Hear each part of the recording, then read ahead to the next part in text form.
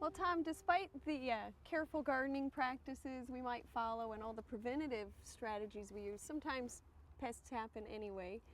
They do. They show do. up sometimes regardless of the best things that we can do. And that's what I like to call the corrective part of IPM. That, you know, once you have something there, what can you do about it in still a good way that blends in with an IPM program. Okay, and we've already talked about one of those methods would be to use natural enemies. That's right. When we talked about purchasing natural enemies, this would be a situation where you might want to consider it. Say you're in a greenhouse situation, or you had a really bad pest in your ornamental garden, or something going on in your vegetable garden. You can purchase pests in enough numbers to release them into the garden where they overwhelm whatever pest is in there, and they clean it up, and that takes care of it.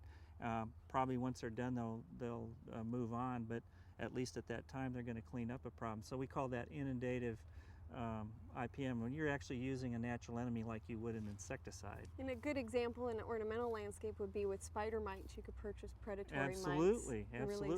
They can get in there and they'll start really working on them. So another method that we have is good old hand removal. That's a good mechanical control, and it's a corrective control. And unfortunately for me, a lot of times in my garden, I don't have enough hands to really do a good job of correcting a problem once it occurs. But it's a really effective way of controlling weeds. Yeah, so we could use it just hand removing our weeds from the garden. Now we can also use this with insects as well. That's right. There are several insects that you can use hand picking. Tomato hornworm is a good example on your tomatoes. Squash bugs on your squash. Colorado potato beetles. With squash bugs and Colorado potato beetles, what you're looking for is to hand squish, or with your hand, the eggs. They're real easy to see because they're usually really brightly colored and sitting on the top of the leaf. So if you just go along in your garden and crush them, you're stopping that next generation from occurring. With hornworms, you have to be pretty you have to really look carefully because they blend in so well with the foliage that you have to be real careful. But go ahead and pull them off, and if you do that, you're going to end up keeping that problem from occurring, and you don't have to do anything else. Now there's of course the chemical option. How do chemicals fit into the IPM strategy? Chemicals are compatible with IPM. We always say that they are, but the key is to choose products that are not going to disrupt everything else you've been trying to do in the garden on a prevention basis. So select products that are targeted specifically to the pests that you might want to work with, or they aren't going to affect other insects that aren't being a pest out there. So you want to get products that are, garden friendly, I guess is the best way to put them. We have a lot of different products that are garden friendly. The other thing is to make sure that you're properly identify what you're trying to control, so that you are controlling a pest and not controlling something that's really not being a pest. We have a lot of different products here.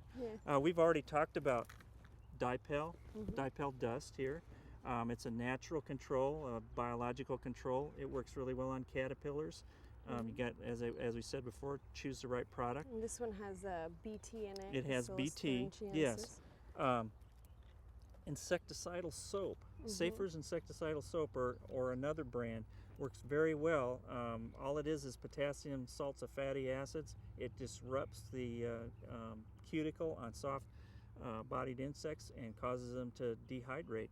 It's very effective on some of our major pests in the vegetable garden, like aphids and spider mites. Some oils here. We have a spray oil. This is an all-season spray oil. It's a highly refined oil. Works very well with insects that are overwintering. You can use them as a dormant oil for things like scales in the landscape and things. And the nice thing about it is if you have a active scale problem in the summertime, you can use this product and it won't hurt it's developed so that it won't cause phytotoxicity to the plants, but it will again smother the insects that are a problem, get rid of them for you. Okay. And there's a variety of these, like neem oil. Yeah, these are what we call botanical insecticides. They're derived from natural products from different plants that kind of make their own insecticide. Neem is a really effective product on a lot of different insects. We've actually tested it here in Oklahoma in vegetables. I had a graduate student that did some work with neem oil and a couple other things a few years ago, so we know that these products can be effective as well. We have other products like active ingredient spinosad that you can buy that works well on bagworms and things like that in an ornamental garden. Would be really effective in caterpillars. And then we have products similar to that. Something, I don't know if you've heard of this, kaolin Yeah. It's a, barrier. it's of a clay. It's a clay thing that it covers the plant, and it actually works as a physical preventive control. But it again is the same type of situation where it's a non-harsh insecticide that will actually keep, especially works really well in fruit orchards and things like that. But it just makes it so that the insects don't see it or don't attack it. And then if you're going to have to choose there's other standard insecticide products, the way to use them least disruptively, because a lot of times these products will kill anything that they come in contact with. So if you don't need to spray the whole garden, just target the spots that you need to spray and do spot sprays and things like that, and you're still not disrupting everything else you're trying to do in the garden. So it's important to think about how do all these tools work together. Absolutely. And I think the next thing that we need to talk about is gathering information so that you can make those decisions. Okay.